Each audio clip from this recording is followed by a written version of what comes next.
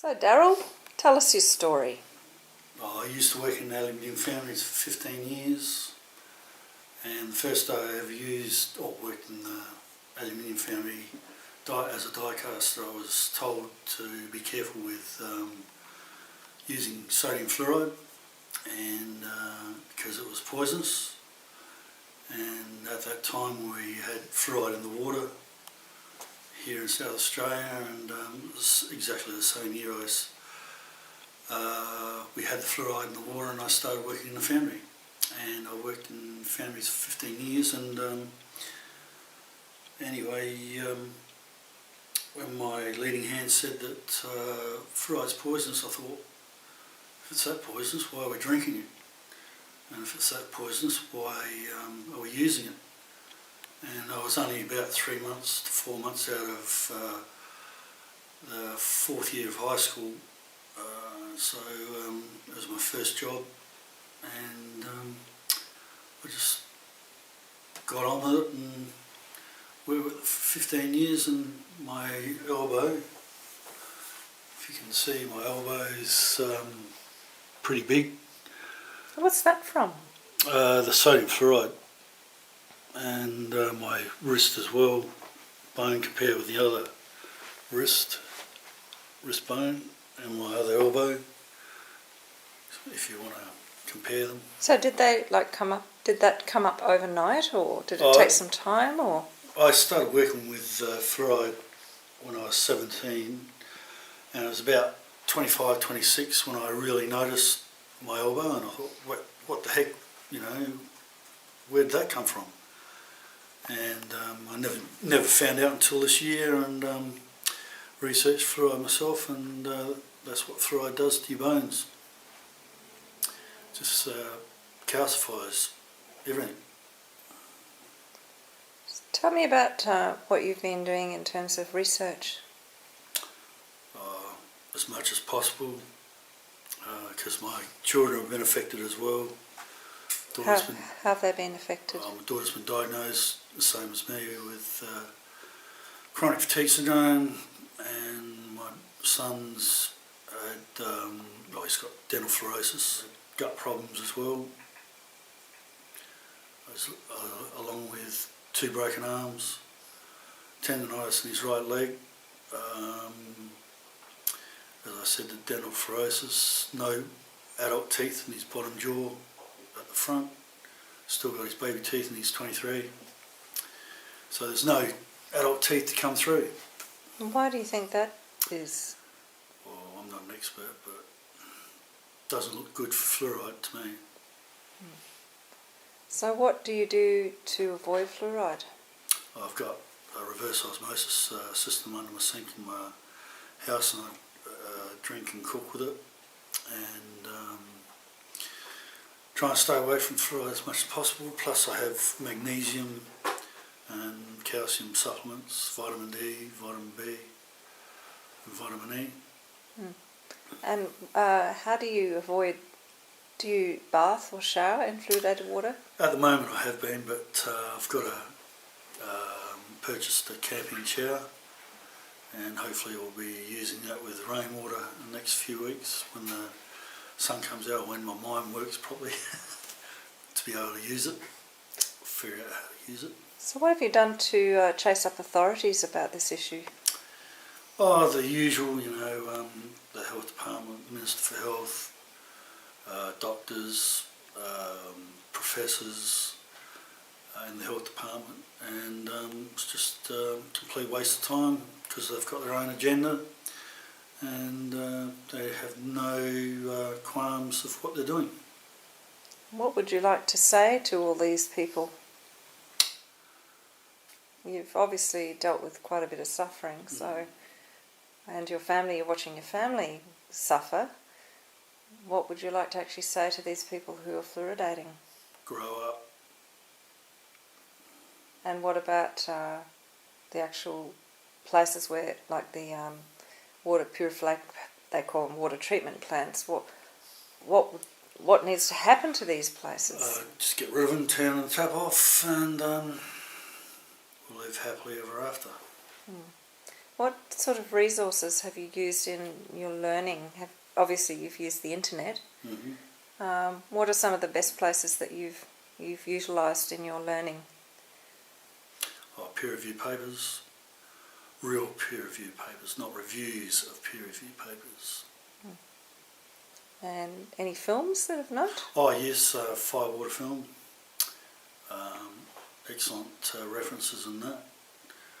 And real people with real problems and real medical people speaking about the real problems of fluoridation. I've noticed that overseas they're getting rid of fluoride in towns and cities at a rate of nearly between 1 and 3 towns and cities a week, especially in the United States. What sort of point of reference does that give Australia that's still forcing fluoride into its towns and cities? Well, we're just being left behind. Do you think there's a reason why Australia is still forcing fluoride? There can only be an agenda by the politicians and the health departments. Only they know what that is. Is it safe and effective?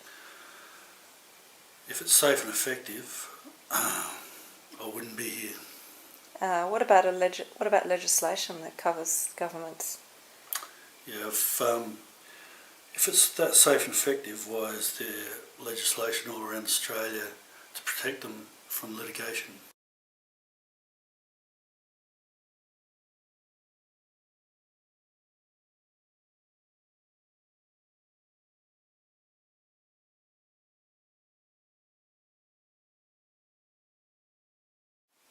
That's a good question. What would you like to do to some of these people that are forcing the fluoride? How does it make you feel? Give them a dose of their own medicine. So tenfold. What does fluoride... you mentioned that you worked in a foundry, and how long did you say you worked there? 15 years. And what were you actually doing in the foundry to have you be in contact with...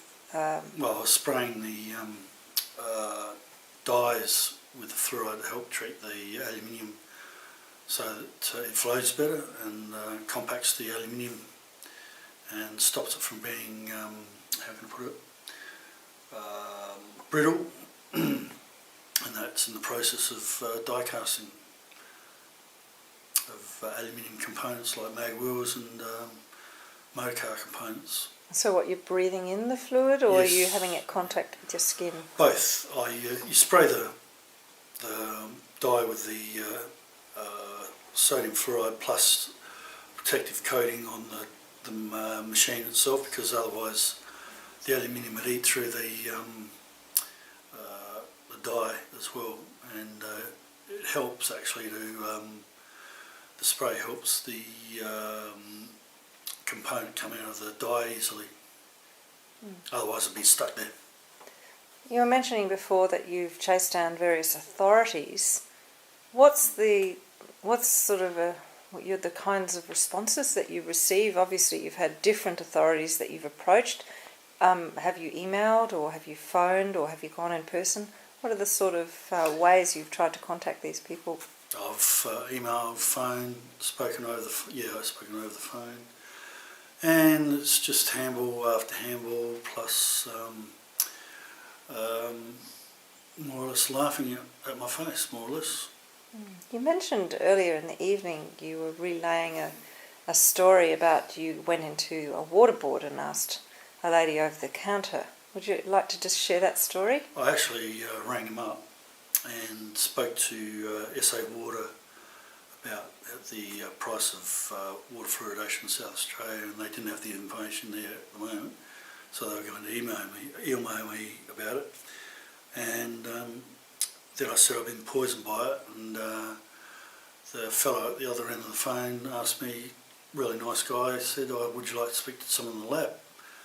And I said, oh yes, definitely, if I could. And anyway, they put me on to a very vicious middle-aged woman in the lab, and we got to talking. I said I was poisoned by fluoride, and anyway, in the end I asked her if she was drinking from Adelaide's water supply, and she told me to mind my own business.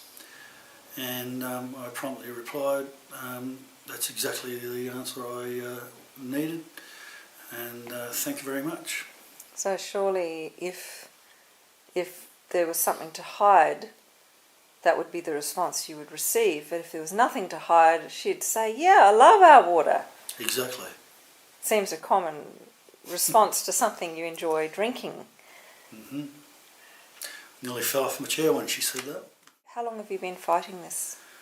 Well, I found out April last year, 2010, when I went on to the South Australian Chronic Fatigue Society's website and noticed on the right hand side there was a link with fibromyalgia and fluoride, so I clicked on it without even thinking and just thought, bit of new news.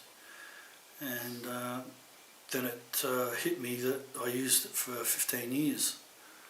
And What, fluoride?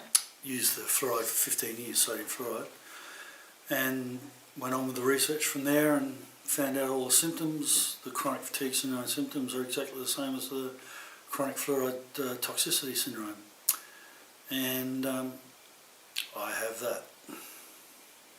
Can you recommend any books that people might be able to read? Toxic Torts. There was this American person with some other fellow workers over in America who worked in aluminium and chemical factories over there and had a hard time taking the companies to task in courts, and Professor Paul Connett recommended that for me. Right. I believe that Professor Connett's recently brought out a book. Yep. Case, and I believe that we can get that from Chelsea Green Yep. publishers on the internet. Mm-hmm. So what would you recommend viewers do to learn more about this issue?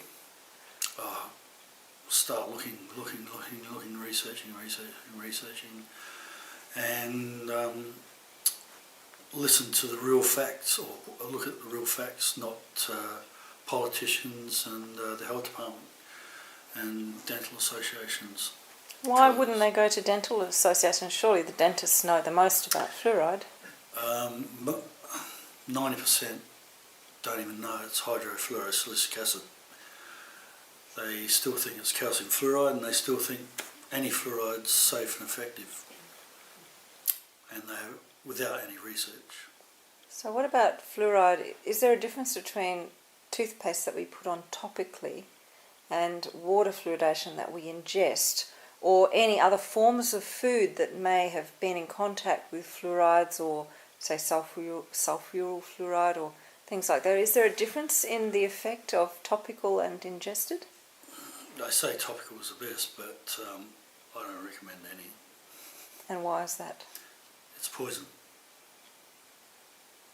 As simple as that. Yep. You can use it rat poison, snail poison, whatever you want. Roach poison.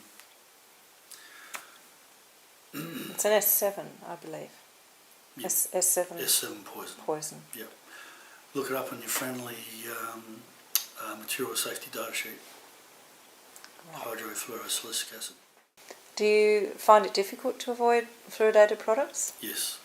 And why is that? Well, it's in everything. It's everywhere. I guess anything made with tap water, or anything that's Yep. watered or whatever with tap Yep. water. Yep. Yeah. So what would you say to other sufferers who have this kind of problem? If you've got the money, buy organic food plus the reverse osmosis system.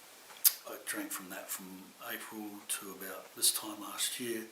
Plus I had the money to buy organic food, and so I wasn't eating and drinking fluoridated or ingesting fluoride, and I have never ever felt like that in my entire life.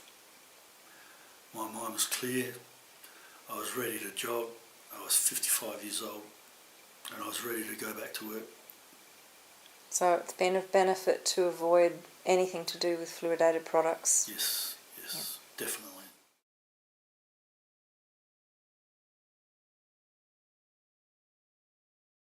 You were just mentioning something about petrol. Maybe you'd like to share that with viewers. Yep.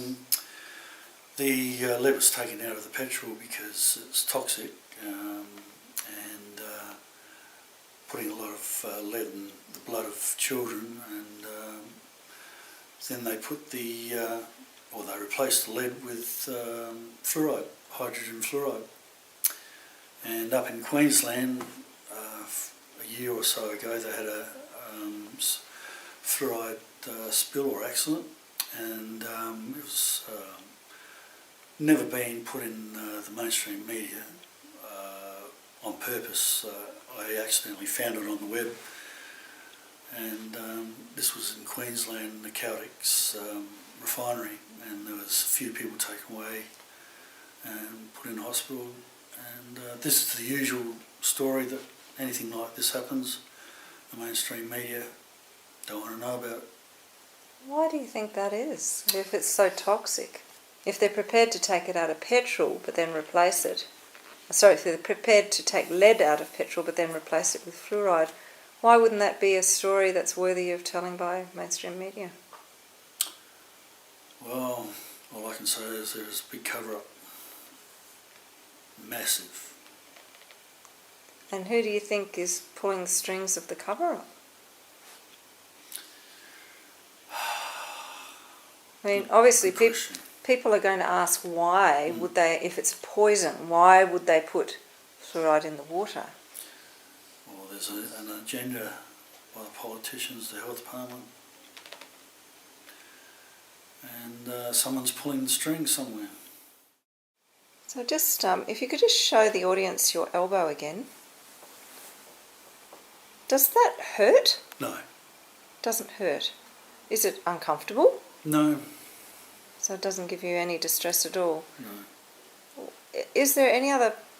How can you sort of know that this is fluoride related?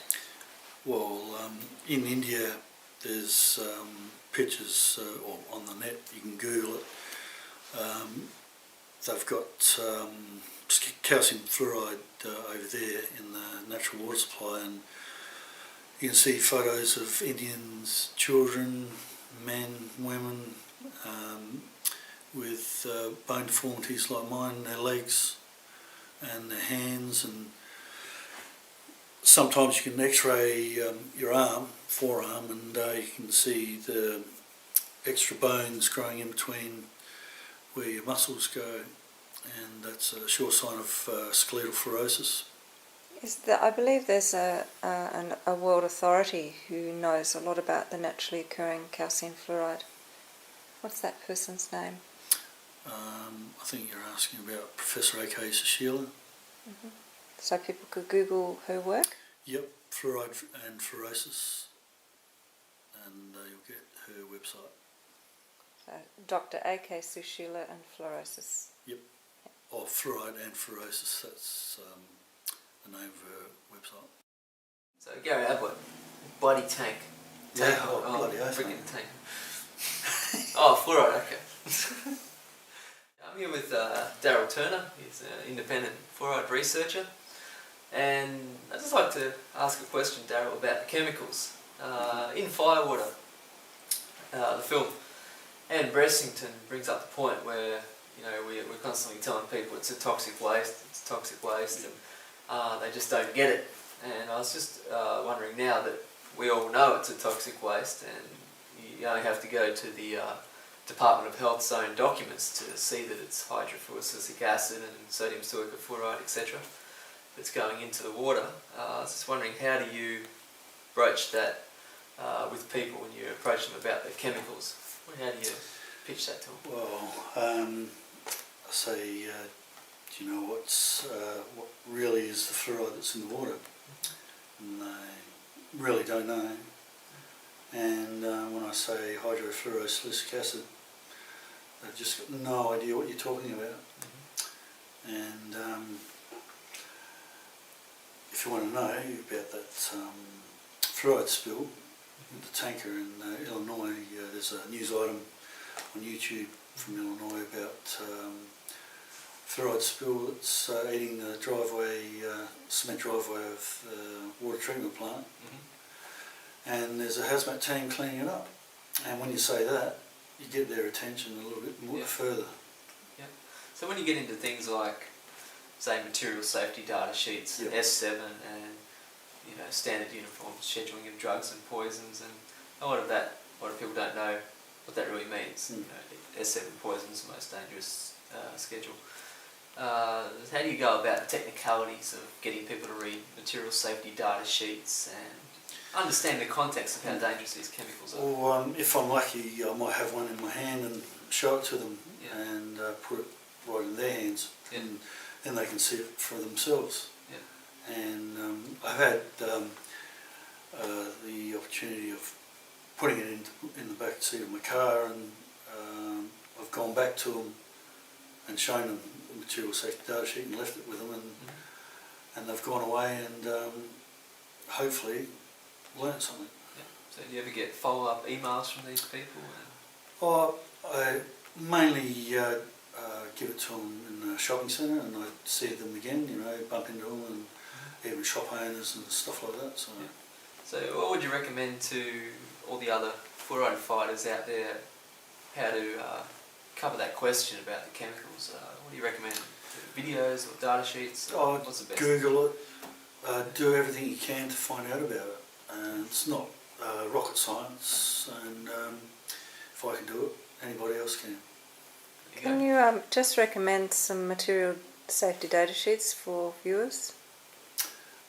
Incitec for one, and all you got to do is just type in material safety data sheet for hydrofluorosilicic acid or fluorosilicates.